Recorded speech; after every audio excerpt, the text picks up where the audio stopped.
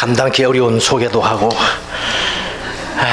벌써 예배 전에 준비 찬송, 특성, 기도 모든 걸 통해서 충만한 은혜를 받고 저도 은혜를 받았습니다. 은혜 받고 나니까 사실은 제가 이 열린문 교회 개척 당시부터 여러 번 왔거든요. 여러분들 뭐 별 기회를 잘 없었습니다만 항상 올 때마다 저는 마음은 늘 편안했습니다. 너무너무 좋았고, 그런데 오늘만큼 부담스러운 날이 없어. 오래전부터 저를 알고 계시는 분들이 한 60, 70% 될 것 같은데, 저기 계시잖아요, 목사님. 저는 전에 저 있을 때, 부교육자에 있을 때부터 목사님 제발 설교만 시키지 마십시오. 설교가 목사하면서 제일 어렵습니다 라고. 오늘도 서니까요, 부담감이 이루 말할 수가 없어요. 제가 이 교회에 와서 이렇게 떨린 적이 없어요. 특히 한 3가지가 부담이 돼요.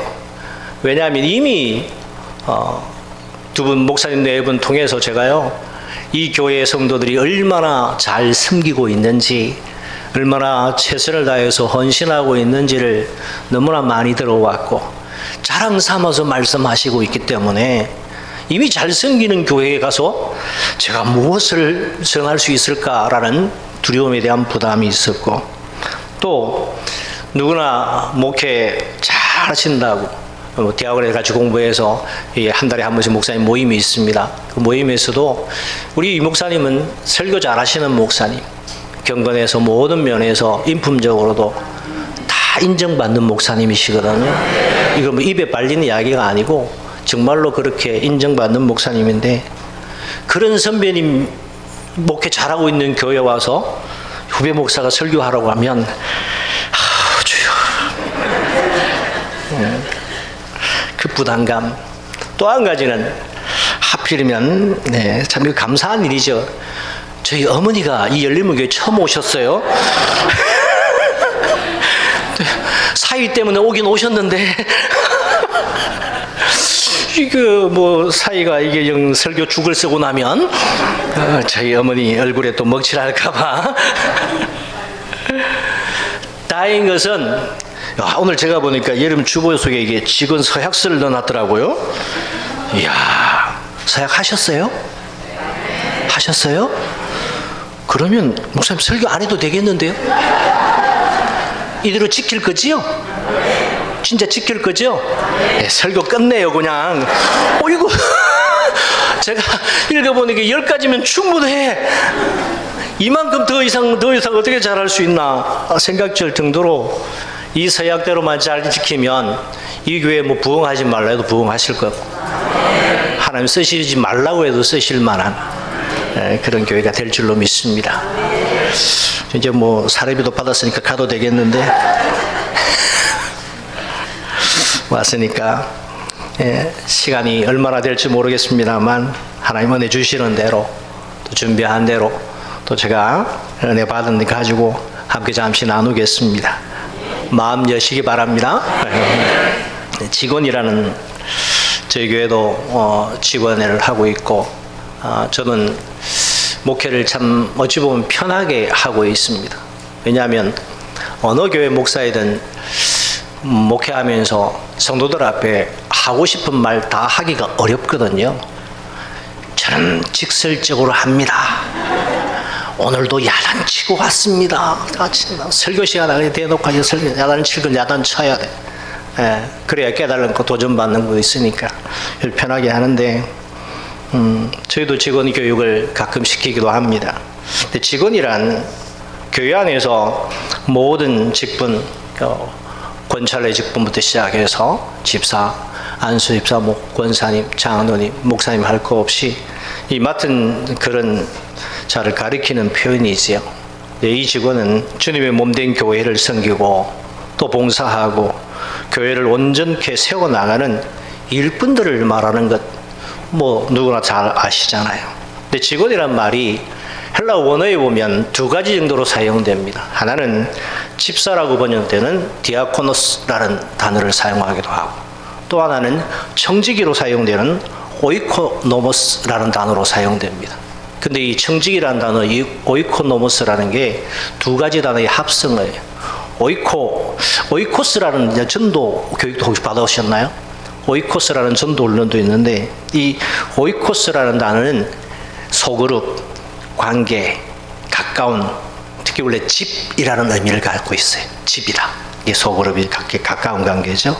또 노모스는요, 돌아본다, 관리한다 라는 의미를 지니고 있습니다. 그러니까 오이코노모스라는 단어는 집을 맡아서 잘 돌아보고 관리하는 그런 의미를 직원이라고 이름 짓는 것입니다.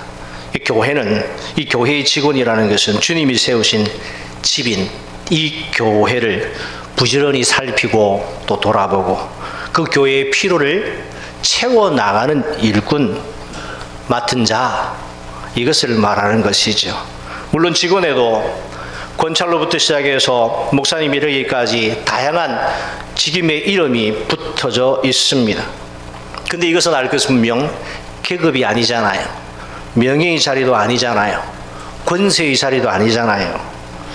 이것은 정확히 말하면 섬김의 크기를 구분한 것입니다.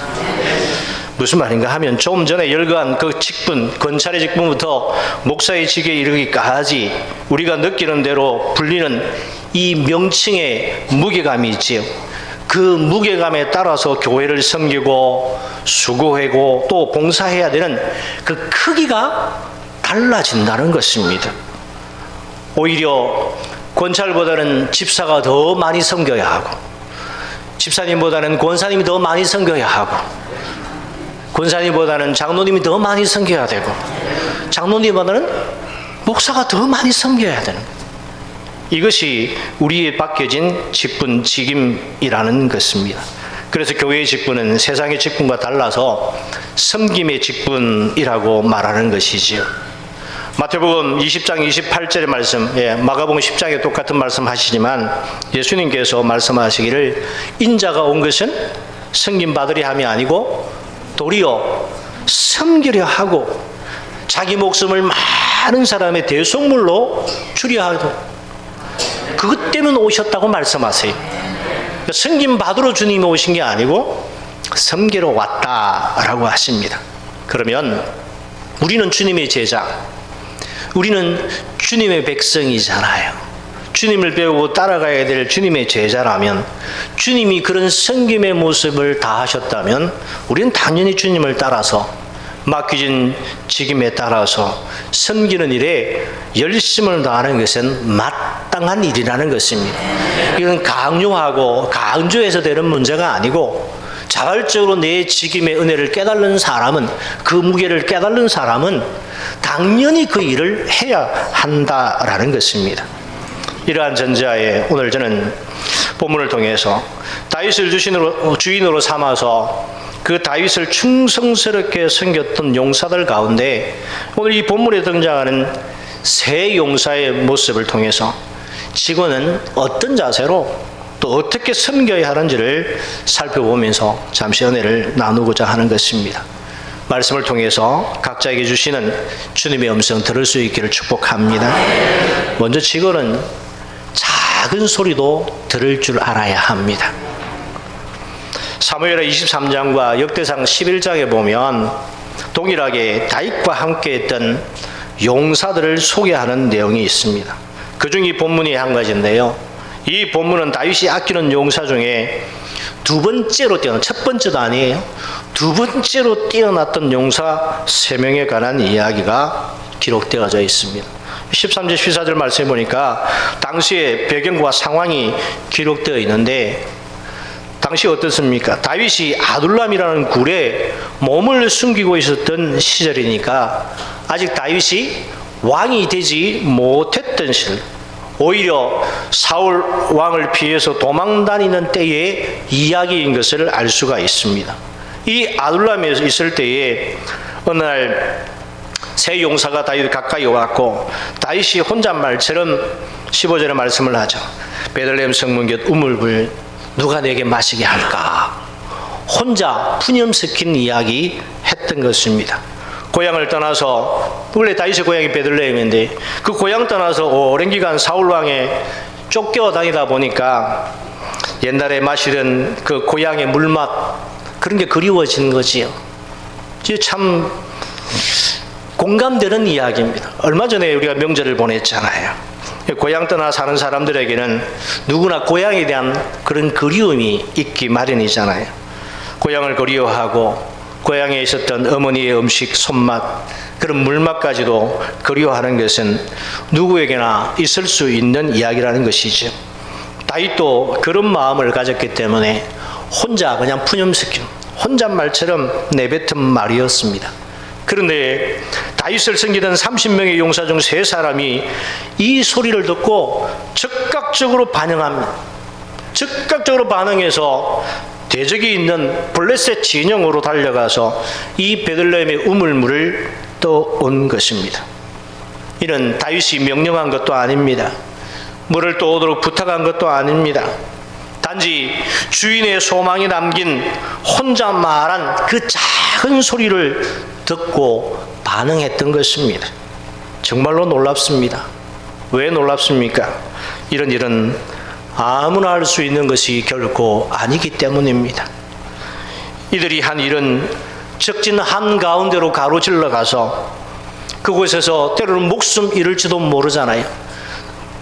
엄청난 군대를 이끌고 가서 물을 떠온 것이 아니라 적진 한가운데 단 3사람이 목숨을 내어놓고 가야 하는 길이었습니다. 그런데도 그들은 죽음을 두려워하지 않습니다. 지체하지도 않습니다. 어떻게 이런 행동을 할 수가 있겠냐 하는 것이지요. 저는 생각해 보았습니다. 어떻게 이렇게 반응할 수 있을까?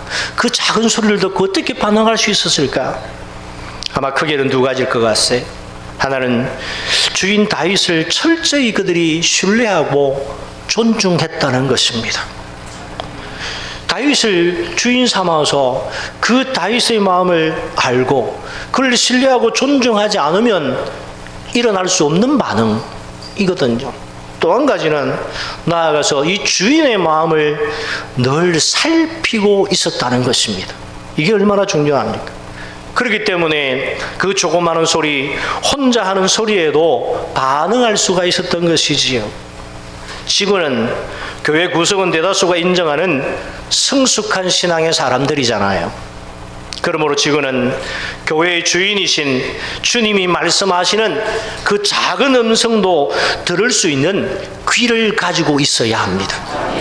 이거 얼마나 중요한지 모릅니다. 신앙생활 수십 년 했다고 해도, 아니 모태부터 지금까지 했다고 해도 하나님의 말씀하시는 그 작은 음성에 반응하지 못하고 들을 줄 모른다면 참된 직원일 수 없다라는 것이죠. 사무엘상 3장에 보면 하나님이 어린 사무엘을 부르시는 장면이 기록되어 있습니다. 그런데 사무엘은 하나님께서 부르시는 소리를 어떻게 반응해요? 엘리 제사장이 부르는 것으로 반응했습니다. 하나님이 사무엘아 부르시면 그 즉시로 일어난 반응은 했습니다. 반응은 했지만 하나님께로 가지 못하고 엘리 제사장에게로 달려갔습니다. 왜요? 아직 어렸기 때문이었습니다. 경험 없었기 때문이었습니다. 무슨 말을 하고자 하는지 아시겠습니까? 음성이 들려도 바른 반응을 보이지 못한다는 것은 아직 하나님을 만난 경험이 없거나 신앙이 성숙되지 못했기 때문에 전혀 다른 반응을 보이고 있더라 이 말입니다. 성숙한 성도라면 하나님이 부르신 음성을 구분할 줄 알아야 되는 것이고 그 주님의 세미한 음성에도 반응할 줄 알아야 하는 것이지요. 그러려면 준비되어 있어야 되는 거예요. 그러려면 늘 예배의 자리, 기도의 자리, 은혜의 자리에 있어야 하는 것입니다. 깨어 있어야 가능한 것이지요. 정직이는 주인의 뜻에 따라서 일을 해야 칭찬이 있습니다. 이처럼 직원은 주님의 마음을 알아야 하고 그 주님의 뜻을 알아야 주님을 기쁘시게 해드리고 주님 앞에서 착하고 충성된 종이라고 칭찬 듣게 되는 것입니다. 주님이 크게 소리 질러 말씀하시지 않아도 주님의 그 작은 음성에도 우리는 즉각적으로 반응하는, 그래서 하나님 기쁨이 되어지고 주님의 마음을 시원하게 드릴 수 있는 그런 일을 감당할 수 있도록 해야 되겠다는 것이지요. 하나님은 그런 사람을 통해 일하십니다. 그런 사람을 통하여 역사하십니다. 뿐만 아니라 직원들은 목회자와 함께 이 교회를 세워가야 할 사람들이잖아요. 그러므로 다른 이들의 작은 소리에도 길을 열어 놓아야 합니다. 다른 이들의 생각과 의견도 내 뜻, 내 생각과 달라도 무시하거나 외면하지 마시고 그 소리도 잘 들으십시오. 왜냐하면 다 다르잖아요. 다 다르요. 100여 명의 사람이 모여지면 100가지 의견이, 생각이 나올 수가 있습니다. 그것들 다 내 뜻하고 다르다고, 내 생각 다르다고 무시하면 안 돼. 왜요?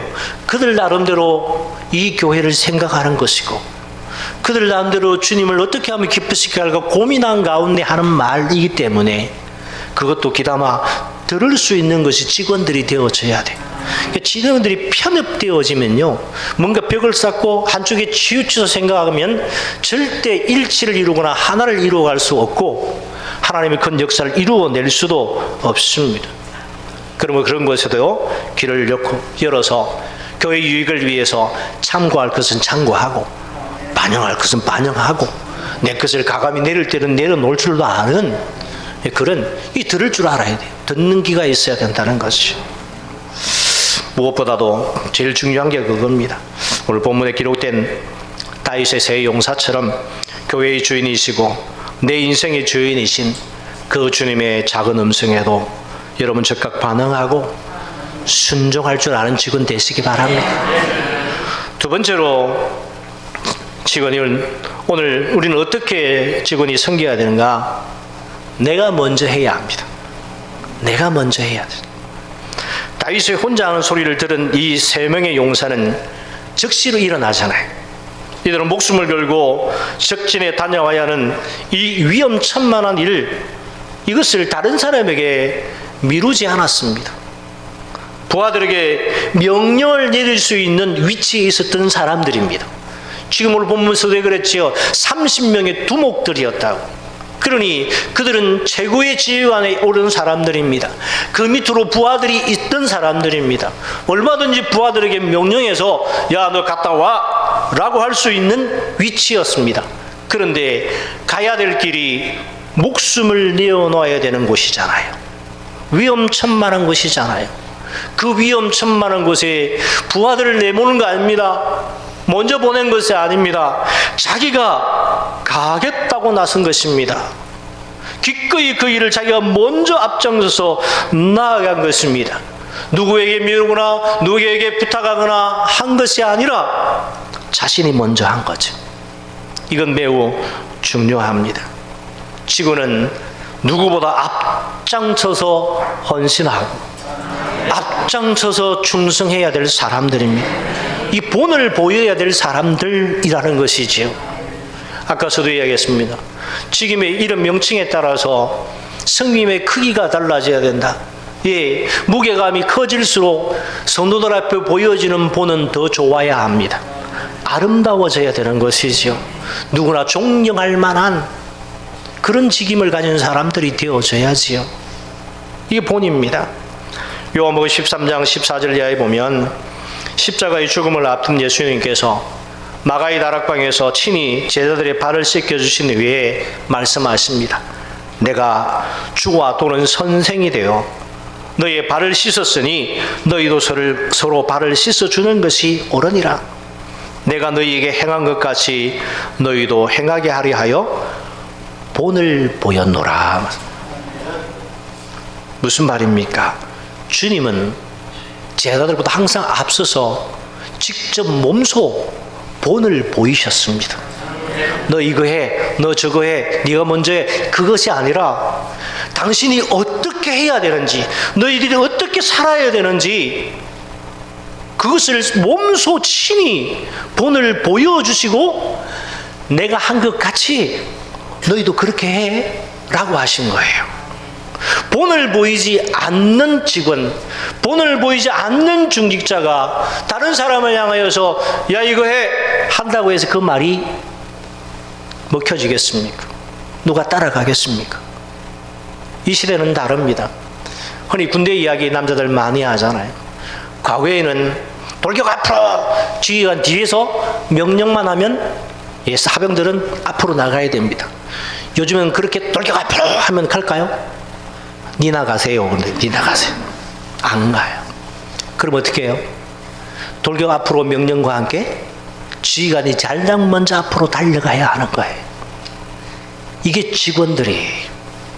여러분이 먼저 앞장서서 본을 보이고 그 길에 헌신하고 뛰어들고 내가 수고하고 내가 희생하고 내가 땀 흘릴 때에 다른 사람도 나를 배워서 따라오게 되어졌는 것이지, 나는 하지 아니하고 다른 사람을 행하게 하겠다, 절대 좋은 교회 될 수 없고 그 교회가 부흥을 기대하기는 더더욱 어려운 것이지요.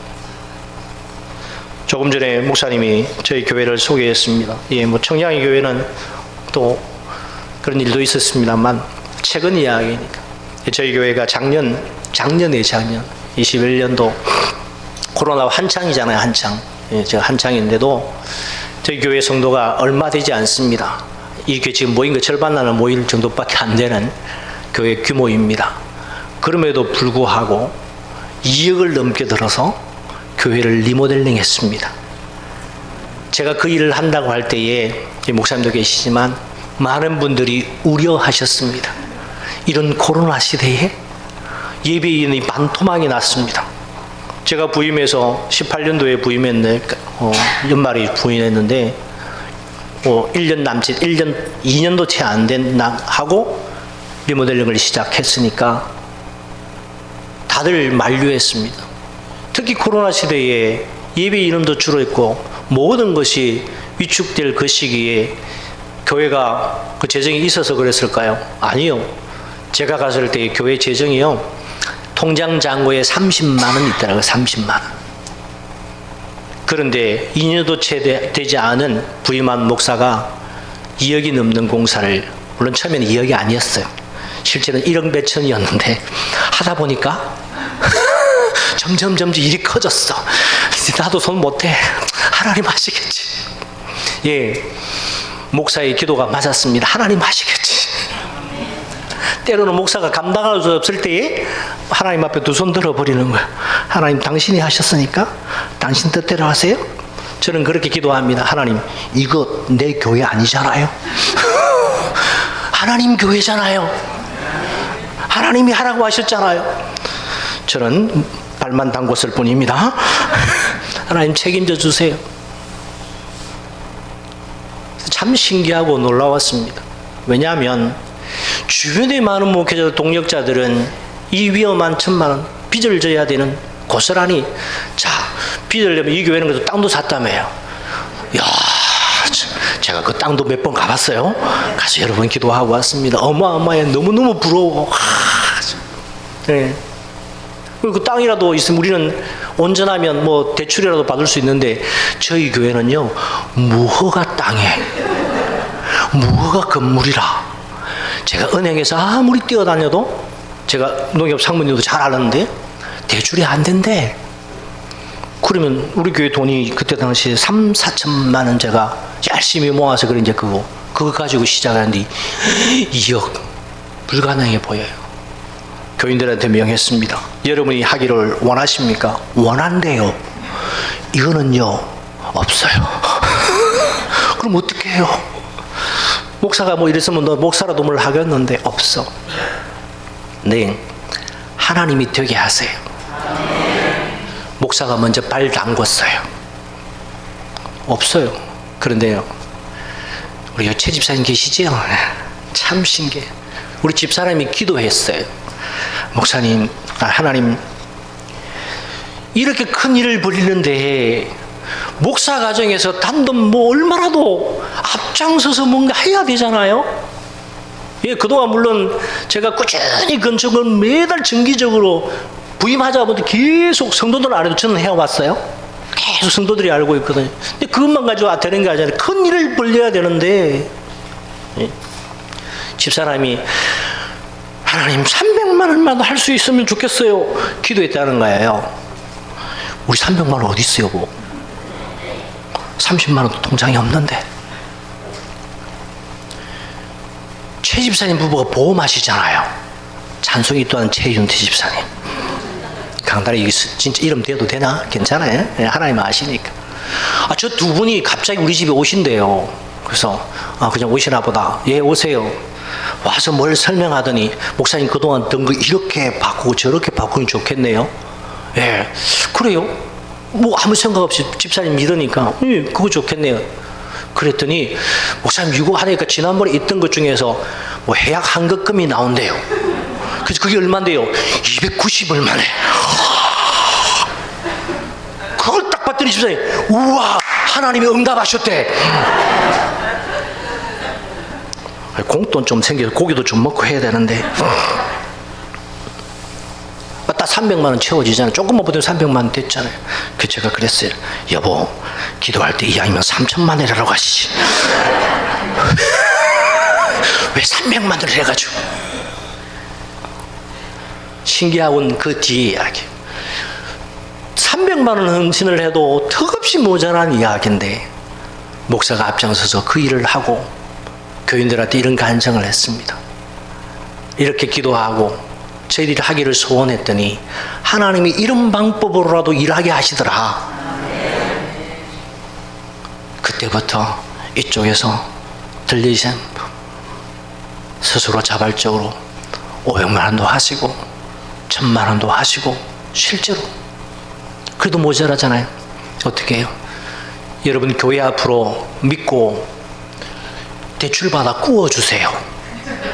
진짜 그랬어요. 구워달라. 모자라는 부분 자발적으로 헌신해달라. 강요하긴 너무 어렵잖아요. 개인 대출을 받아야 되는데. 그랬더니 정말로 자발적으로 1000만 원, 2000만 원 대출을 받아서 가져갔어요. 지금 여러분 교회도 그때 당시 제가 기록하기로 200만 원 헌신해 주셨죠? 감사합니다. 감사해요. 이런 일들을 통하여 하나님이 일하게 하셨고 그 일들이 한 2억 3천 정도 들었어요. 일이 커져서. 근데 그걸 되게 하셨고 빚 이제요 요것밖에 안 남았어. 500이 아니고 5천. 뭐 2억이든 별거 아니잖아요. 저는 걱정해 보는 적이 없어요. 설교가 제일 걱정이지 다른 건 걱정을 안 해요. 하나님이 여기까지 인도하셨고 그 큰 일을 이루어서도요 어느 성도들은 잡음이 없어요. 하나님 되게 하시니까. 억지로 뭔가 하면 이 일에 말이 나오고 교회가 시끄러워지고 이것 때문에 시험 드는 사람이 생기는데 저희는 그 큰 일을 일고 교회 자발적으로 빚을 내서 와서도 불구하고 잡음이 없어요. 하나님이 일하심을 철저하게 경험하고 있다는 겁니다. 하나님이 되게 하셔요. 예, 그 뒤에도 더 많은 이야기 있지만 생략하고 무엇을 말합니까? 앞장서서 누군가 헌신하고 내가 먼저 하면 하나님은 그를 본받아 따르게 하시는데 그게 누가 해야 되는 거예요? 직원들이 해야 돼. 직원들이 그 일을 하면 하나님은 그 일을 되게 하시는 것이고 실제로 하나님은요 나보다 앞서 행하시고 일하십니다. 항상 하나님은 그렇게 역사하셨습니다. 이 교회는 주님이 세우신 교회입니다. 그러므로 이 교회 앞으로의 모든 꿈과 비전도 하나님이 이루어 가실 것입니다. 앞장서서 일하실 것입니다. 그 일에 우리는 발만 담그면 되는 거예요. 여러분이 앞장서서 누가 같이 하면 하나님은 여러분을 동력자로 삼아서 믿음의 역사를 나타내게 하실 것이거든요. 내가 먼저 하면 돼. 나는 하지 아니하고 다른 사람하고 핑계나 대고 이런 이유 저런 이유 많은 이유를 대는 사람, 그런 사람을 통해 일할 수 없습니다. 그런 사람은요 꼭 핑계대는 사람들은 부정적인 말을 앞세웁니다. 교회가 잡음없이 이래도 헌신하지 않는 사람도 있잖아요. 있거든요. 근데 그런 사람들 말에서 보면 부정적인 말이 꼭 그런 분들 조심해야 될 게 뭐예요? 잘 되면 말이 없어. 근데 잘 안 되는 모습이 보이면 그 다음에 탓하기 좋아해. 니 탓, 내 탓.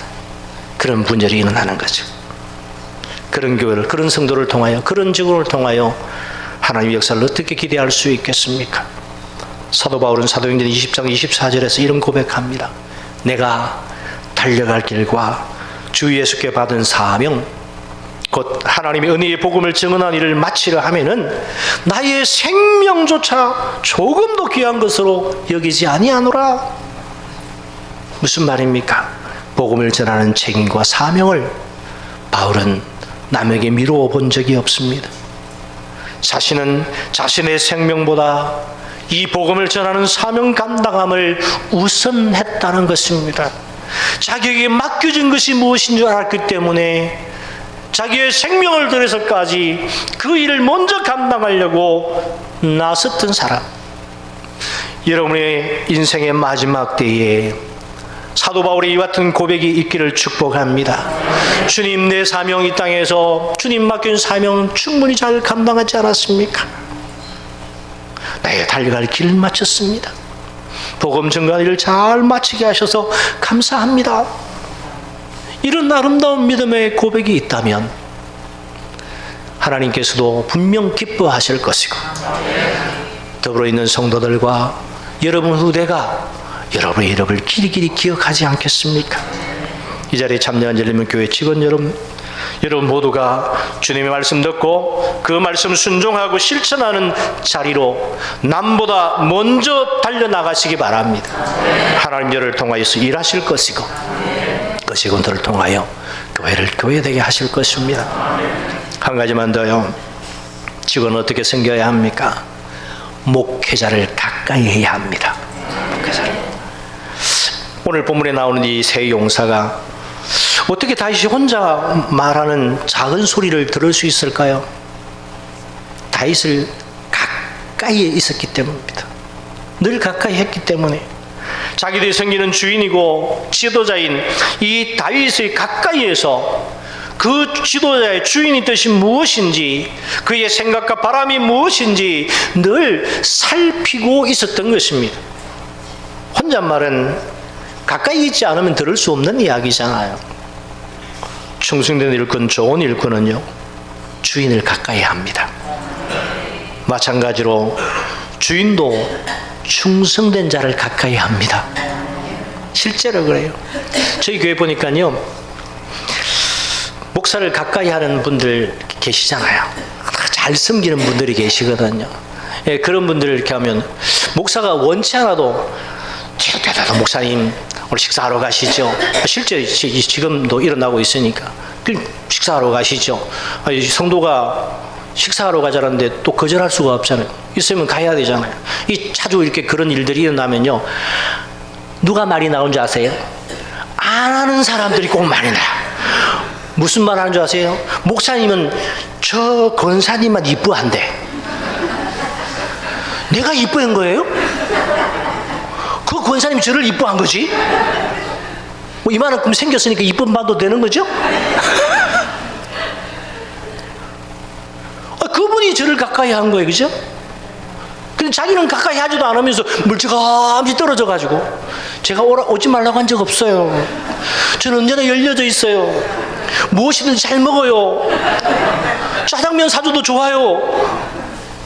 근데 나를 가까이 안 해놓고 목사님은 저 사람만 이뻐하고, 이거 편애한다는 거죠. 저는 편애한 적이 없습니다. 근데도 그런 거예요. 시편 101편 6편 보니까 내 눈이 이 땅에 충성된 자를 살펴 나와 함께 살게 하리니 완전한 길에 행하는 자가 나를 따르리로다 말씀하세요. 하나님의 눈이요, 이 땅에서 하나님께 충성된 자를 살피신대요. 그 충성된 자를 살펴서 하나님은 나와 함께 살게 하시겠다. 하나님도 충성된 자를 가까이 하신다는 거예요. 결국은 우리가 하나님을 가까이 하면 하나님 우리를 가까이 하시는 거예요. 이게 중요하다는 거죠. 열린문교회는 하나님께서 몰아붙여 세워진 교회잖아요. 제가 너무 잘 알아요. 이 교회 태동부터 저도 늘 관심을 가졌고 마음을 같이 해왔고 여러 가지 일들 겪을 때에 속속들이 이 교회의 내용들을 다 잘 알고 있습니다. 여기에는 성도들의 눈물과 헌신이 있었고 나아가서 목회자의 전부가 헌신되어 있었음을 너무나 잘 압니다. 그리고 앞으로도 목회자와 여러분의 눈물과 헌신, 그 충성으로 이 교회는 더욱 든든히 세워져 나갈 것을 믿습니다. 지금도 충분히 잘하고 계시지만 하나님 앞으로 더 크게 사용하실 것이에요. 중요한 것은 한 교회가 세워지고 바르게 성장하려면요, 질서가 있어야 합니다. 이 질서는 정말 중요합니다. 교회의 질서가 무너지면요, 아무리 크게 많은 모인 교회가 된다 할지라도 어느 순간 와르르 무너지고 맙니다. 질서, 그래 중요한 거지. 하나님은 질서의 하나님이십니다. 그래서 바울은 고린도서 14장 33절에서 고린도 교회를 향하여서 말하죠. 하나님은 무질서의 하나님이 아니시다. 그리고 14장 40절에 이어서 말합니다. 모든 것을 품위 있게 하고 질서 있게 해라. 이 품위가 규모를 말하는 거죠. 사람은 규모 있을 때에 인정받습니다.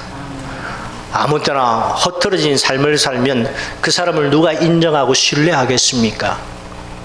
질서 있는 삶을 살을 때에 그 사람은 인정받는 사람이 되는 것이지요. 그래서 바울이 말하는 거예요. 품위 있게, 모든 일에 품위 있게 하고 질서 있게 해라. 열린문 교회가 품위 있게, 질서 있게 성장하기를 축복합니다.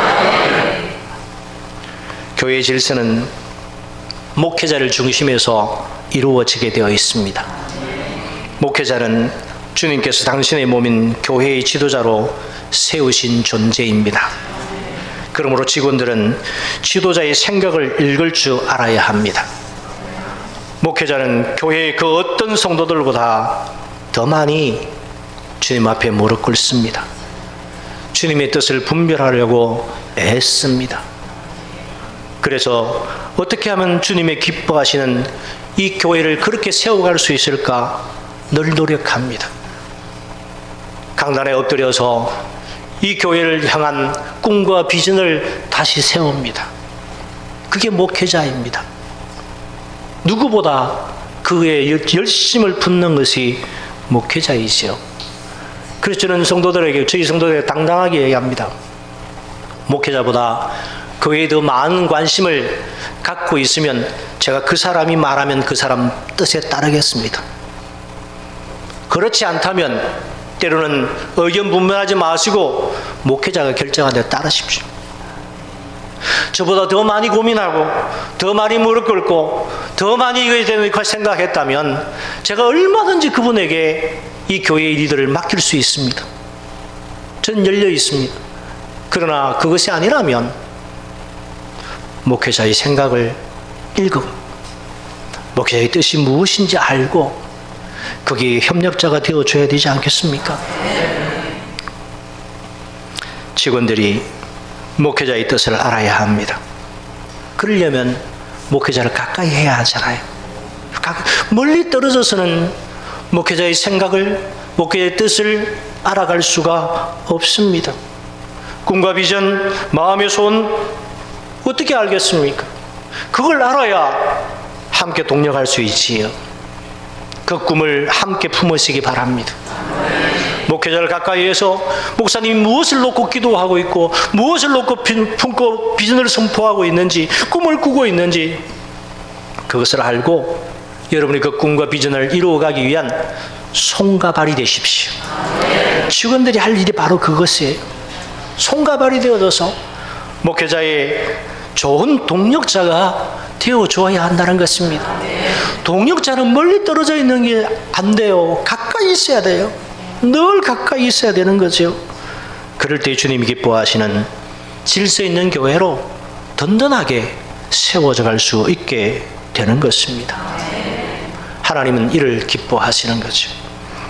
2차 대전 당시에 전쟁 중에 독일의 어느 마을 예배당이 폭격으로 무너졌습니다. 폐허가 된 교회를 성도들이 함께 마음을 같이해서 보수하기 시작했습니다. 그런데 교회 현관 앞에 세워졌던 예수님의 동상이 무너져서 너무나 크게 부서져 있습니다. 특히 가장 중요한 것은, 다른 것은 파편들을 찾아 이어붙이고 했는데 예수님 동상에 두 팔이 없어진 거예요. 복구할 수가 없습니다. 이것 때문에 직원회를 거치고 함께 고민하고 기도하고 어떤 것이 좋을까, 새롭게 만드는 것도 방법이지만 그거보다는 이 아픔을 그대로 간직하고 싶어서 머리를 맞대었는데 답이 나오지 않습니다. 그러다가 목사님이 기도하는 중에 이런 생각이 떠올랐습니다. 그냥 저대로 두자. 팔 없는 채로 두자. 직원회를 열었습니다. 그리고 선포했습니다.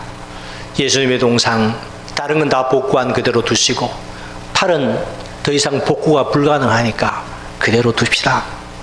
대신에 그 밑에 이런 문구를 썼습니다. 이 동상에 예수님의 손은 없으십니다. 그러나 예수님은 우리 성도들의 손을 가지고 계십니다.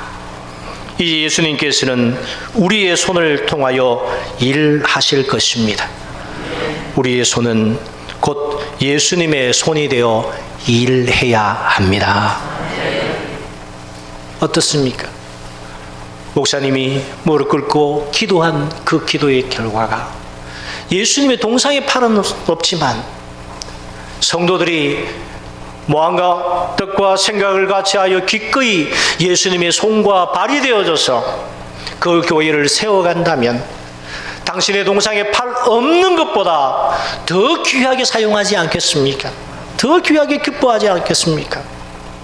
직원은 주님의 손과 발이 되고, 교회의 손과 발이 되고, 직원은 목회자의 손과 발이 되어져서 함께 이 교회를 세워가야 합니다. 손과 발이 멀리 떨어져 있어도 되겠습니까? 가까이 있어야 하지요. 그래서 목회자와 가까이 해야 한다는 것입니다. 이것이 참 중요합니다. 멀리 떨어져 있지 마십시오. 교회가요, 아주 들어와서 평안하고 또 분위기도 좋은 교회가 되는 거 보면요, 성도와 목회자가 늘 가까워. 이제 이 교회 태동의 역사가 얼마 안 됐잖아요. 그래서 이해는 합니다만 아직까지 목사님하고 어떤 차도 한잔하고 식사라도 한번 같이 못 해본 분들 계시지요? 목사님도 제가 지금까지 수십 년 겪었는데요, 아무거나 잘 드세요. 그 중에 면을 참 좋아하세요. 저분은요, 짜장면만 사줘도 좋아하세요. 그런다고 또 짜장면 대접하지 말고, 별것 아니에요. 별것 아니에요. 그러면서 목사님 마음 알아가고 함께 교회를 고민하고, 이것이 가까이 하는 거예요. 그런 교회는 와도 분위기가 참 좋아요. 진짜 그걸 느껴요. 그런데 목사와 성도가 괴리감이 있어. 멀쩡하게 들었으면 교회 분위기가 냉랭해요. 그걸 느낍니다. 다행히 이 열린문 교회는 따뜻한 분위기가 있어 너무너무 감사합니다. 가까이 해야 합니다. 오늘 주신 말씀 잘 기억하시기 바랍니다. 두서없는 말이 될지도 모르겠습니다.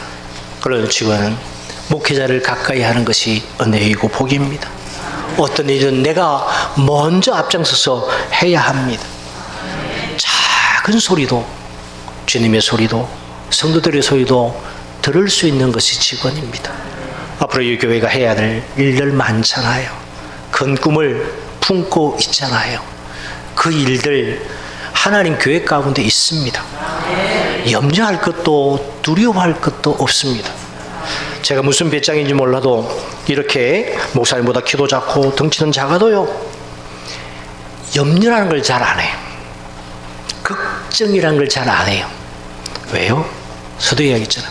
하나님이 하실 것인데, 하나님이 하시는 것에 우리는 쓰임 받을 뿐이잖아요. 근데 왜 여러분이 고민합니까? 왜 여러분이 염려합니까? 여러분이 할 수 있는 최선의만 다하면 되는 거예요. 그 다음의 일들은 하나님이 이루어 가세요. 이게 때를 따라 돕는 은혜로 역사하시는 거예요. 오늘 다윗의 세 용사는요, 자기들의 목숨을 아끼지 아니했습니다. 그것이 자기들이 할 수 있는 최선이었으니까. 그렇잖아요. 목숨을 거는 것보다 최선이 어디에 있겠습니까? 이들은 자신이 할 수 있는 최선의 것을 다했습니다. 이를 통하여 주인의 마음을 기쁘시게 했거든요. 하나님도 여러분이 다하는 최선을 다하는 그 모습을 보고 기뻐하실 것이고, 그를 통하여 일하시고 역사하실 줄 믿습니다.